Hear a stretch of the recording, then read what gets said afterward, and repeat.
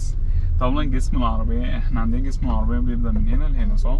ومعاه ايه الجزء بتاع المرايات. تمام. لو انا حاسس ان انا الحته دي معديه، يعني بعرفها ازاي؟ عن طريق ان انا ببقى باصص في النص. اوكي. هل ده معدي العربيه اللي جنبي ولا لا؟ معديني، يبقى ابدا اعدي.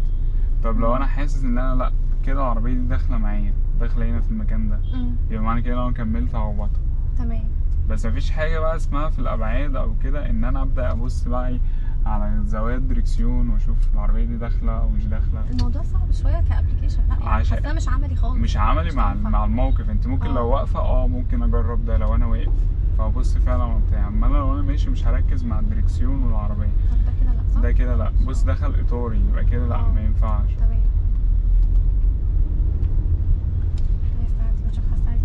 بصي الشخص ده جوه اطار العربيه عندك، يبقى كده ما ينفعش صح؟